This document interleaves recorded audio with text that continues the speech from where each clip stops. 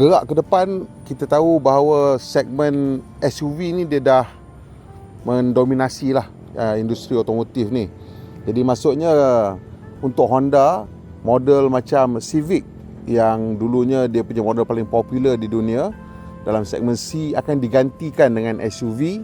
Tapi saya rasa SUV ni dalam segmen B yang akan menggantikan sedan-sedan segmen C.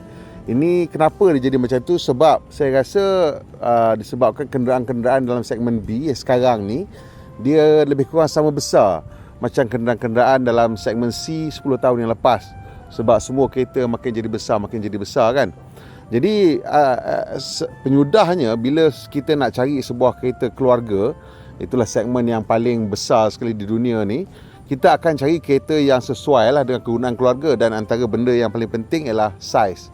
Dan saiz sekarang ni yang paling sesuai ialah segmen B untuk kebanyakan orang lah. So segmen B punya SUV ni sekarang dah menjadi cukup besar untuk kegunaan keluarga biasa. Dan itulah sebabnya kenapa saya rasakan moving forward kereta-kereta SUV dalam segmen B akan menjadi produk yang penting. Yang segmen C juga akan penting, tapi saya rasa segmen B akan menjadi lebih penting dan dalam bentuk SUV. Jadi kalau awak tengok sekarang, HR-V ni sebenarnya akan menjadi, pendapat saya lah, produk paling penting untuk Honda moving forward. Dia akan ganti Civic. Untuk Toyota Corolla pun, the Corolla Cross akan menggantikan Corolla, the sedan segment. Jadi sebab tu kita tengok sekarang ni memang antara Honda dengan Toyota, dia orang punya fight ialah dalam segmen tersebut, Toyota Corolla Cross versus Honda HR-V ni. Ini adalah antara juga sebab kenapa kita tengok HR-V ni Honda bagi berbagai-bagai benda, berbagai-bagai kelebihan. Antara kelebihan yang paling besar kita tengok, sebelum kita tak pernah tengok Honda bagi sampai 3 engine option untuk satu-satu market yang kecil macam Malaysia ni. Mungkin zaman 90-an, awal 2000 dulu mungkin ada, tapi sekarang dah tak ada dah. Selalunya dapat 1 engine option saja ataupun 2 engine option at the very most lah. Tapi kali ni kalau kita tengok, Honda bagi sampai 3 engine option dan juga menawarkan hybrid. So ini memang produk yang kita nampak sebagai produk yang penting sekarang dan a bridge to the future lah. So that is salah satu sebab kenapa bila Honda nak menghasilkan, mungkinlah dia punya new family look kan, gaya baru dia, kat sinilah yang kita nampak paling terserlah sekali. Untuk Honda Civic tu kita nampak gaya baru, tapi dia macam still take a slightly cautious approach. Masih lagi nak try to give the Civic a look yang ada juga ranggi lagi, sebab peminat-peminat Civic masih ramai lagi yang nakkan keranggian. Tapi kalau kita tengok HR-V ni punya design, the whole overall look is a very clean design. Dia play dengan proportion, a little bit of play dengan surface, tapi for the most part dia tak ada banyak sangat embellishment ataupun benda-benda yang terlalu gaudy, terlalu berkilau, terlalu menunjuk. So this is the move, this is the look moving forward for Honda. Dia nak establish dia punya new family style menggunakan HR-V ni, kerana inilah model penting moving forward for them. Jom kita tengok dengan mungkin lebih dekat sikit lagi lah dia punya kelebihan-kelebihan utama dia.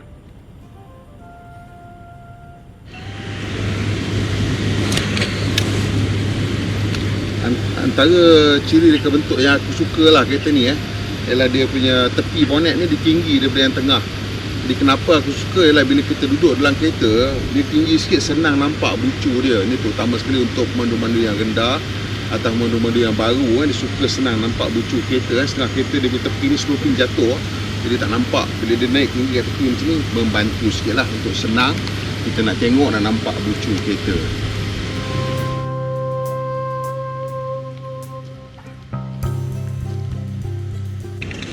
Belakang dia pun kemas design dia, dan antara benda yang aku suka tentang design belakang dia ni ialah dia punya boot lip ni rendah. Bila kau tengok nampak macam bumper semua macam tak ada bumper lah, dia sorok lah, basically ni lah bumper dia, tapi kau nampak macam basically rendah lah benda tu, nampak. So dia punya boot lip ni relatively rendah, okey lah untuk sebuah kereta SUV macam ni. Cuma dia ada sikit lah load lip kat sini, ada sikit load lip. But otherwise dia punya overall design dia memang praktikal. Dan of course memang daripada dulu pun HR-V ni salah satu dia punya kekuatan dia ialah practicality. Cuma kali ni bila kita tengok secara keseluruhan reka bentuk, Reka bentuk dia memang win sangat-sangat. Kiranya kalau orang kata sebelum ni tak berapa cantik sangat lah, macam biasa je. Kali ni memang ini salah satu produk SUV segmen B yang paling handsome sekali pada aku lah. Mungkin korang tak suka, mungkin nampak terlalu clean ke apa ke, tak cukup ranggi, tapi to me this is a nice solid design with very beautiful proportion. Jadi sekarang ni banyak bila kita cakap pasal kereta, kita cakap tentang kereta elektrik lah. Dan bila cerita pasal kereta elektrik je, kawan-kawan akan kata tak banyak tempat charging dan sebagainya. Jadi kalau nak bagi mudah, kenapa kita tak pasang genset pada kereta? Sebenarnya Honda HR-V ni dan banyak lagi model-model Honda yang lain yang menggunakan sistem eHEV ni, itulah dia sebenarnya, ialah sebuah kereta elektrik yang bawa dia punya genset sendiri, dan kadang-kadang enjin tu memacu roda. Tapi kebanyakan masa kereta ni menggunakan motor elektrik untuk memacu roda, dan dia ada built-in dynamo ataupun built-in generator untuk memberi kuasa kepada elektrik motor yang memacu roda tu. Dia kalau nak tengok dia punya persamaan dia, macam kalau kita tengok kepala kereta api, kita ada diesel elektrik. Yang ni petrol elektrik. Dia mana dalam kepala kereta api tu, lokomotif tu, memang ada enjin diesel besar, tapi enjin diesel tu tidak memacu roda. Yang memacu roda ialah motor elektrik. Dan dalam kepala kereta api tu, enjin diesel tu memacu dynamo ataupun generator, dan generator tu yang hantar kuasa ke motor elektrik. Sama dia punya konsep dia dekat sini. Cuma yang ini ada perbezaan sikit, iaitu pada masa-masa tertentu antara 80 sampai 110 km at light loads, bila throttle very light, ada masanya enjin akan memacu roda terus secara direct. Dia akan ada direct link kepada roda. So ini akan membolehkan kereta ni mencapai kadar penjimatan bahan api yang agak tinggi jugalah. Jadi untuk kereta ni saya rasa tangki dia dalam 40 liter dengan kadar penggunaan bahan api lebih kurang dalam 5 liter per 100 km. 5.1, 5.2 tu boleh dapat. Kalau bawa macam biasa-biasa 5.5, 800 km memang saya rasa boleh capai sangat-sangat lah. Cuma kadang-kadang peliknya yang kereta ni, kalau nak kata pelik, tak pelik juga. Dia lebih menjimatkan bila kita gunakan dalam keadaan bandar. Yang ni dia lebih macam kereta elektrik daripada dia macam kereta petrol biasa. Pasal atas highway saya dapat lebih kurang dalam 6 liter per 100 km. Tapi bila the moment saya go off the highway, masuk jalan lama, terus turun sampai 5.2, 5.3 liter per 100 km. So dia lebih macam kereta elektrik, kerana regen tu banyak membantu menghantar balik kuasa kepada bateri. Jadi bila kita duduk kat jalan lama atau dalam bandar, kita akan nampak bateri level tu tinggi, 4 bar, 5 bar, 6 bar. Tapi kalau kita atas highway, bateri level tu akan rendah, dan di situ bateri tu tak dapat membantu banyak untuk mengurangkan kadar penggunaan bahan api.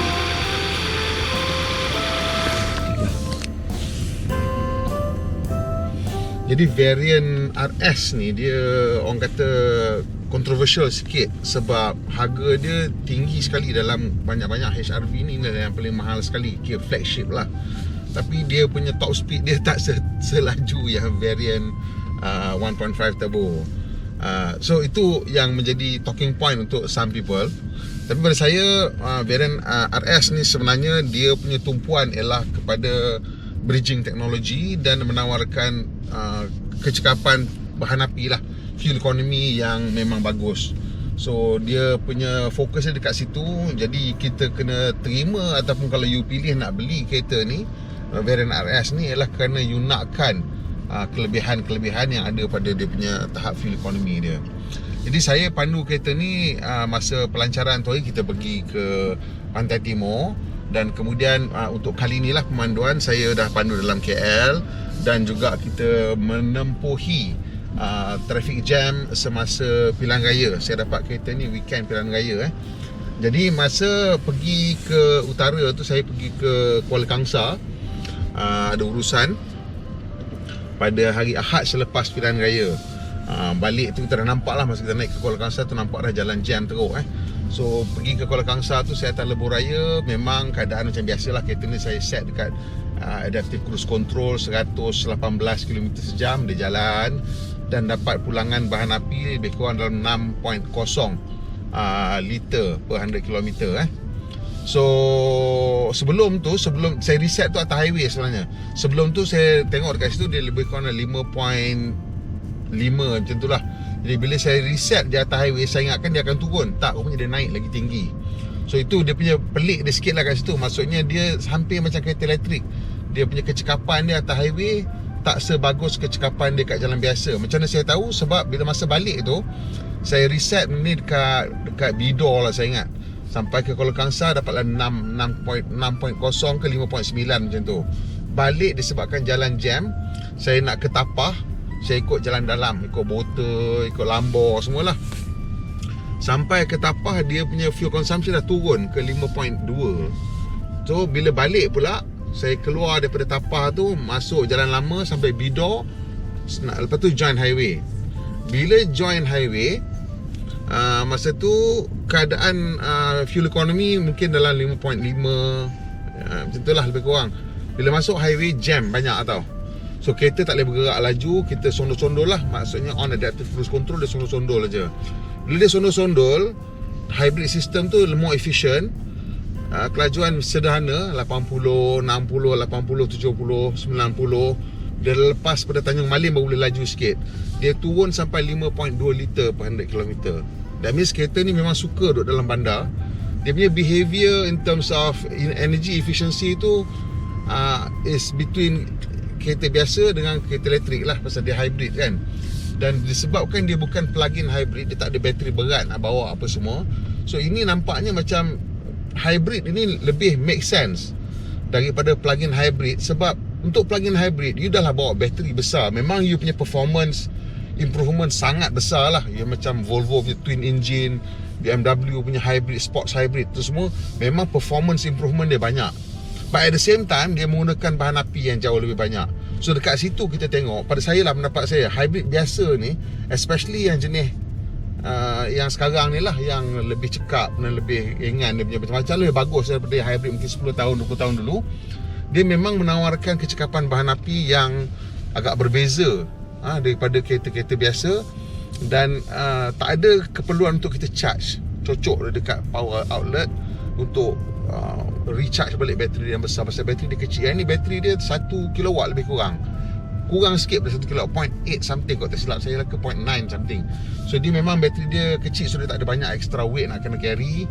And as a whole, this is a far more seamless punya teknologi untuk maker-maker yang nak merasakan kereta elektrik tapi tak nak pening kepala tentang charger dan sebagainya lah. Cuma dekat sini dia punya drawback dia ialah dia punya bunyi engine dia tu, walaupun Honda dah buat dia punya ECVT tu nak bagi bunyi dia bit more natural, macam ada tapi dia tetap macam CVT lah. In fact agak bunyi dia tu tak matching dengan dia punya speed lah. Pasal dia punya speed dia tu macam continuous dia penambahan kelajuan dia. So kat situ mungkin kena biasakan sikit lah. Pasal kadang-kadang akan rasa macam annoyed juga. Nampak? So dia mula-mula kita pecut tu pakai elektrik motor, sekarang tiba-tiba tengah-tengah jalan, dia naik tertiba tu yang kadang-kadang jadikan kita rasa macam apa bising ni.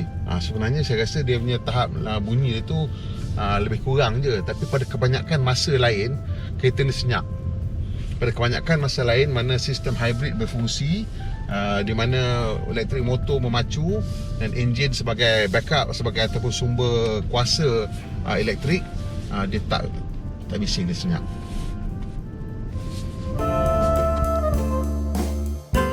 HRV RS ni memang satu produk yang cukup bagus dari segi penjimatan tenaga dan a very good transition product lah, bridging product untuk kita ke zaman kereta elektrik nanti.